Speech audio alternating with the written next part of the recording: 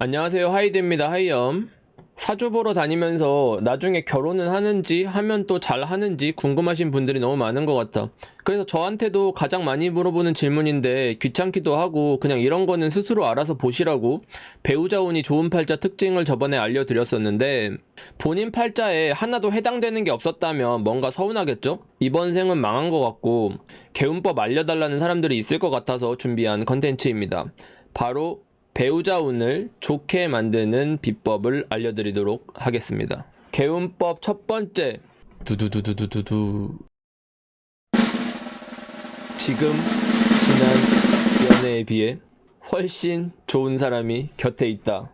즉, 이전 연인들에 비교했을 때 훨씬 나은 상대방이 내 옆에 있다는 거죠. 뭐 사귀지 않은 상태여도 상관없어요.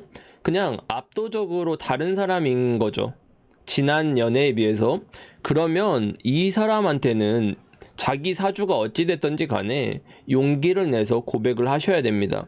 그리고 단순히 만나보는 게 아니라 반드시 결혼을 전제로 만남을 가지셔야 돼요. 단순 동거도 안 돼요. 사회적으로 공식적인 관계, 결혼이어야 합니다. 뭐 결혼을 꼭 해라, 당장 해라 이건 아니고 그 사람은 진지한 마음으로 관계를 시작하면서 이 관계를 유지하는 경험을 해보시라는 거예요. 사실 사주에서 연애에 대한 이론이 따로 없어요. 명리학의 역사는 9세기부터 전해지는데 뭐 그 당시에 월지만 보고 뭐 썸남을 꼬시네 마네 이런 게 있었겠냐고. 보수적인 사회였잖아요. 하지만 결혼을 하는 건 그 당시에도 대단히 큰일이었으니까 이걸 되게 중요하게 봤습니다. 당시에도 사주로 연애는 못 봐도 결혼은 다 보고 했었어요. 우리가 왜 우리나라만 같은 경우를 보더라도 사주 단지 같은 거 교환하고 그랬었다고 하잖아요. 사주에서 전통적인 의미의 결혼은 육신적으로 재생관의 개념으로 이해해 볼 수가 있습니다. 지난 영상에서 결혼 잘하는 팔자 특징으로 재생관을 언급을 했는데 관이 재성의 생을 받았다는 건 곧 관이 왕하다는 거잖아요. 관왕한 팔자 특징을 다룬 영상 다들 보셨을 거예요. 디테일한 부분은 사주마다 다르겠지만 보통 남녀를 떠나서 관이 왕하면 진지한 만남을 추구하곤 한다고 했어요. 누군가를 만날 때는 결혼도 어느 정도 염두에 두고 판단하는 성향이 있다고 했었는데 재생관, 즉 제가 관을 생함으로써 당연히 구조적으로 관이 왕해질 수밖에 없는 거예요. 그리고 운에서라도 재생관이 될 경우 배우자 운이 유리한 이유는 모든 연애나 이성관계에 대해서 안정적이고 사회적으로 완성된 부부 관계를 기준으로 생각하기 때문입니다. 바로 이러한 관을 바라보는 시각이 배우자 운을 크게 좌우한다고 볼 수 있어요. 그러니까 자기 시각이 바뀐 게 중요하다는 거죠. 어떤 사람을 내가 꽂혀서 봤냐가 그 사람의 배우자 운을 결정한다는 의미와도 같은 거예요. 그리고 상식적으로 봐도 결혼에 대해서 한 번이라도 더 진지하게 생각해 본 사람이 아무 생각도 없는 사람보다 배우자를 고르는 데 있어서 더 유리한 건 당연한 거죠. 우리가 명리를 공부하다 보면 재생관이 가장 좋은 현상이라고 을에 축혀 세워지곤 합니다. 근데 재생관이 가장 좋다고 말하는 건 완벽해서가 아니라 위험을 극복한다는 점, 그리고 그걸 평생토록 지속해갈 수 있는 유일한 구조이기 때문이에요. 지난 영상에서 부부 관계를 사주에서는 재생관으로 이해한다고 했죠. 사주에서 결혼을 가장 밀접한 사회 관계라고 보기 때문입니다. 좋은 인연과 사랑이 넘치는 결혼을 한다면 인생에서 겪게 될 많은 문제는 어려운 일이 아니게 됩니다. 그걸 함께 겪으면서 극복하도록 돕는 평생의 조력자가 생기는 것이기 때문이에요. 그래서 위험을 극복해 나가는 재생관의 개념에 부부를 빗대어서 말하는 것 같아요. 이렇게 재생관을 통해서 결혼을 풀어봤는데 이런 사주적인 개념을 차치하고 봐도 더 큰 행복을 위해서는 좋은 사람과 더욱 가까워질 필요가 있는 것 같습니다. 그러니까 자기 인생에서 그 사람이 좋은 사람이라고 느껴진다면 진지한 마음으로 관계에 임하셔야 돼요. 그리고 그 사람을 반드시 자기 걸로 만드셔야 됩니다. 이렇게 재생관에 대한 리허설을 해보는 게 좋은 결혼을 위한 그냥 개운법 첫 번째인 겁니다. 그렇다면 과연 어떤 사람이 나에게 좋을지 궁금해 하실 것 같은데 세상에는 완벽한 사람도 완벽한 사주도 없잖아요. 모든 글자가 나와 완벽하게 조화를 이룰 수는 없습니다. 그래서 없는 완벽을 추구하기보다는 나를 더 나답게 해주는 사람을 찾는 게 중요해요. 때문에 나의 짝은 어떤 사람인지, 나의 짝이라는 건 어떻게 아는지 물어보신다면 저는 본인을 본인답게 만들어주는 사람이라고 답하고 싶어요. 그리고 사실 이거는 비기이긴 한데 저는 그 사주가 어떤 사람이 자기 운명의 짝인지 그 구조를 그려낼 수 있다고 생각하거든요. 실제로 그 사람이 만날 수 있는 경우의 수, 그러니까 내가 진정한 사랑을 빠지게 되는 사람을 내가 사주 구조를 짤 수도 있고, 어떤 격이나 육신이 어떤 방식으로 짜여져야 하는지도 설명을 할 수가 있어요. 그런 컨텐츠를 하기 위해서는 여러분들이 이런 기본적인 지식들, 사주 구조 짜는 법들을 아셔야 되니까 아직 그런 컨텐츠를 하고 있지는 않은데, 여러분들이 이런 것들을 원하신다고 하면은 제가 자기 운명의 짝을 어떻게 알아볼 수 있을 것인지, 그걸 사주적으로 어떻게 그려볼 수 있는 것인지 구체적으로 그런 컨텐츠도 다뤄보도록 하겠습니다. 개운법 두 번째, 바로 독립적이되 홀로 외롭게 지내지 마라. 이쯤 되면 느끼실 것 같은데 첫 번째 개운법에서도 그렇고 저는 지금 결혼은 좋은 팔자대로 행동하라는 걸 알려드리는 거예요. 독립적이라는 건 모든 일을 혼자 감당하는 게 아니에요. 독립, 즉 홀로 온전히 바로 서기 위해서는 흔들리지 않아야 합니다. 그러기 위해서는 혼자 해낼 힘을 갖춰야 하는 거죠. 그러면서도 내가 못하는 부분을 메워줄 내 편을 찾는 게 중요해집니다. 그래서 내 부족함을 채워줄 사람에게 적극적으로 구애를 해야 하는 거예요. 나에게 딱 맞는 좋은 사람을 만나기는 정말 힘듭니다. 내 옆에 있는 그 사람이, 내 근처에 보이는 그 사람이 인생에 있어서 없을 거라고 생각하면 그걸 반드시 쟁취를 하셔야 돼요. 그 기회를 알아보고 쟁취를 하려면 사주에서 근이 강해야 합니다. 근이 강해야만 이런 독립성이 발현이 된다고 했어요. 비견 겁재 상관없습니다.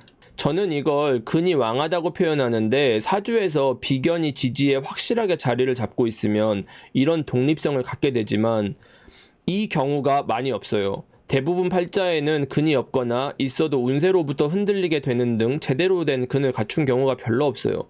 그래서 이 독립성을 유지하기가 어려운 분들도 되게 많아요. 그러니까 사람들이 고백을 하려고 하면 쫄리죠. 근데 왜 쫄리냐? 상대방이 거절할까봐 쫄리는 거잖아요. 이걸 어떻게 하느냐? 근이 있는 것처럼 행동을 하면 됩니다. 팔자에서 고치고 싶은 부분이 있다면 그게 보완된 경우에 시나리오대로 행동을 하면 있는 거랑 똑같은 거예요.